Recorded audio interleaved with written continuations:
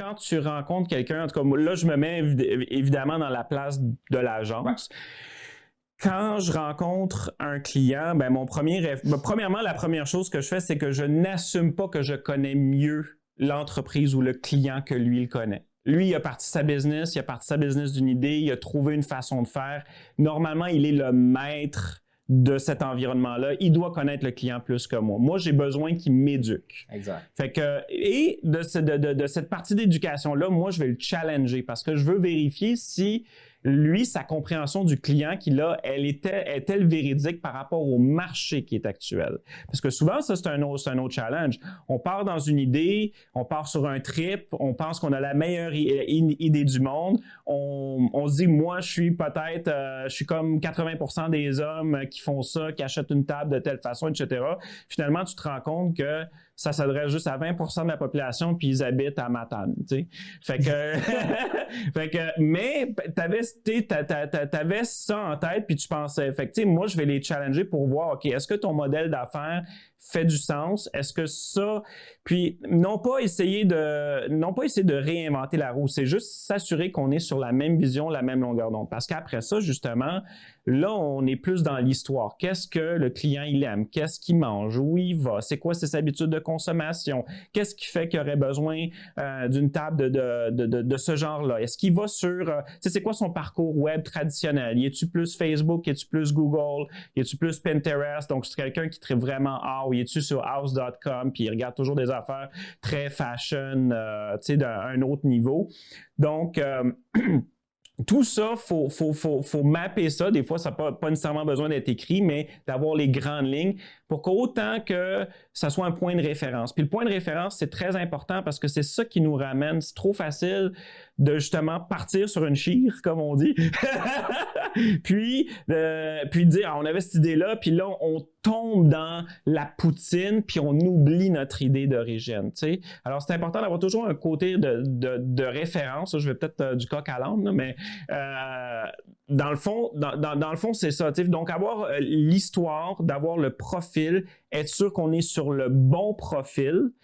Puis, comme ça nous ramène à dire, ben écoute, là, on pensait que c'était ça. Ah ben, si tu viens de voir une opportunité, parce que souvent, ce qui se passe, c'est ça, là. C'est que là, tu as vu ton affaire, tu as vu ton truc, tu es parti, tu as commencé à faire de la publicité, tu vois des ventes rentrer, puis là, tu vois, oh, une opportunité. Là, la madame dans le commentaire, elle m'a dit, hey, ça serait le fun d'avoir un cendrier de telle façon. Puis là, tu te dis, on va commencer à faire des cendriers. Fait que là, tu te dis, bon, ben, je vais rajouter des cendriers à ma table. Puis là, c'est une madame. Fait que cette madame-là, c'est les madames qui achètent des cendriers. Fait que là, je vais commencer à faire une pub de cendriers aux madames. Puis là, ce que tu fais au bout de la ligne, c'est que tu te disperses puis tu t'éloignes de ton point d'origine parce que ton core business, c'est de vendre des tables. C'est pas de vendre des cendriers. T'sais. Fait que là, je vais peut-être sauter par là, mais tout ça veut dire que bien connaître son avatar, bien connaître la personne, bien connaître aussi l'origine de l'idée va faire en sorte que tu vas prendre des décisions beaucoup plus éclairées au fil du temps, plus que tu vas grandir. Puis il n'y a rien de mal à avoir des produits ou des projets complémentaires, mais il faut que tu t'assures de justement pas partir large trop vite, trop tôt, dans le fond. Comme ça fait. Comme j'ai fait. C'est pour ça que je parle par expérience.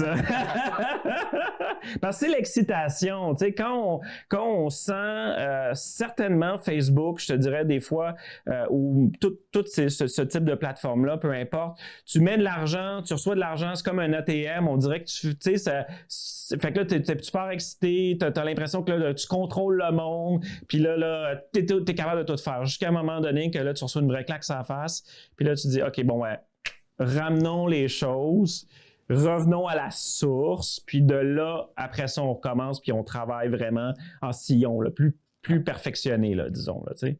Puis, c'est sûr que toi, avec ta boutique Gutrider, tu as beaucoup de produits. Ouais. Ça fait que là, mettons, on parle d'une fille qui a une table, puis elle décide d'être un petit peu plus variée, puis de faire des cendriers, mettons. Fait que c'est deux produits. Dans le fond, si tu rajoutes un autre produit dans ton pipeline, puis ça fait en sorte que tu es un petit peu plus, peut-être un petit peu diffus dans qu'est-ce que tu fais. C'est sûr que tu ne vas pas nécessairement te lancer un autre brand pour vendre des cendriers, mais peu importe. Où ce que je veux en venir, c'est les gens sous-estiment le potentiel que tu peux avoir avec ne serait-ce qu'un seul produit. Absolument. C'est nous, avec nos couvertures, là, que tu as essayé tantôt. Ouais. On va lancer à nouveau. Il faut aller au gym hein, pour porter ces couvertures. Oh my God! C'est confortable.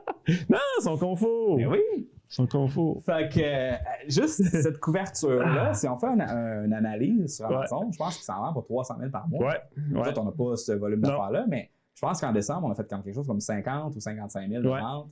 C'est juste avec un seul produit. Absolument. Puis, on n'a pas fait plus de ventes qu'il fallait parce qu'on n'avait pas beaucoup d'inventaire. À chaque année, on en rachète de plus en plus. Puis on se dit, comment il va nous en rester cette année? Puis il n'en reste jamais. À cause que le marché est vraiment plus gros que ce qu'on pense. Puis une fois que tu as épuisé le marché au Canada, tu as le marché aux États-Unis, tu as le marché en Europe. C'est ça. Fait que tu peux avoir un seul produit puis maîtriser ce produit-là. Puis il n'y a aucune honte là-dedans. Là. Non. C'est sûr que c'est un risque quand tu as juste un produit. Fait qu'idéalement, un moment donné, tu peux branch out pour aller en chercher d'autres. Absolument.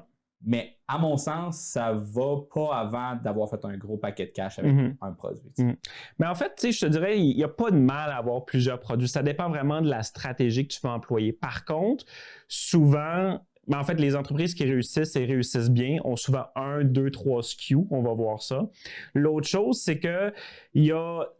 Tu sais, justement, il y a des anciennes mentalités, surtout dans le monde du SEO puis du Google AdWords, qui disaient que si je suis capable d'avoir le plus de produits avec des long tail keywords, puis ramasser le marché, puis ramasser le trafic, je vais bien me positionner. Puis même si ces produits ne me rapportent pas, ils vont peut-être acheter quelque chose de mon site puis que je vais faire de l'argent de l'autre côté. T'sais. Puis ça, c'est vraiment jouer large. Aujourd'hui, c'est une stratégie qui est de plus en plus, je dirais, risquée parce que les coûts d'acquisition sont excessivement élevés, à moins que tu aies un bon référencement naturel SEO à ce moment-là, que tu as acquis en fait avec le temps. Et là, je te dirais, mais encore là, c'est que tu vas te diluer sur ton inventaire. Fait que là, tu vas avoir beaucoup de choses. Tu sais, je regarde certains clients, puis ils ont un inventaire beaucoup trop élevé qui attire du trafic SEO, mais qui ne vendent jamais. T'sais? Fait que ça crée une certaine lourdeur côté comptable, là, disons, qui ne devrait pas être là. T'sais? Et ça diminue la valeur de l'entreprise aussi. Donc, s'ils sont pour faire un exit, puis là, la personne qui est là pour acheter, puis là, il regarde la fréquence à laquelle ces produits-là qui sortent, il va dire, tabarnouche, ça fait 6 mois là, que ça, c'est ces tablettes, là, ça va-tu sortir? Puis tu en as 100 en stock, là. T'sais, je ne veux pas racheter ton inventaire qui est mort, dans le fond, qui ne sert à rien. Fait que, c'est des choses qu'il faut... évidemment, il y a des stratégies justement pour vraiment liquider tout ça. Mais l'objectif, c'est de garder le plus possible. Aujourd'hui, on est dans un ère de lean business. Ben, il faut garder cette mentalité-là lean. Puis, tu sais, tes couvertures, si tu rajoutes un autre produit, ben ça va probablement faire du sens si c'est complémentaire, là, tu sais, parce que les gens, justement, tout ce que ça va faire plutôt augmenter le AOV, en fait, l'average order value ou l'achat moyen du client, puis son lifetime value qui est sa valeur à vie du client aussi, parce que ça vient jouer dans le coût d'acquisition éventuellement. Parce qu'on le sait, aujourd'hui, le coût d'acquisition augmente de façon incroyable. Sur Facebook, on l'a vu des dernières années. Tu passais à... Tu sais, quand je vendais des t-shirts, ça me coûtait 3$ par t-shirt à vendre directement sur Facebook. Aujourd'hui, si ça me coûte 30$, je suis heureux. Tu sais, ça te donne une idée. Je fais pas d'argent avec des t-shirts, tu sais. Fait que c'est la même chose. Sauf que si ton client, tu l'acquiers à 30$, puis tu sais qu'il va acheter un deuxième produit que lui, tu as plus de marge parce que tu l'as vendu par tes courriels, ben là, ça va valoir la peine, mais tout vient de bien connaître ces chiffres là, au bout de la ligne. Là.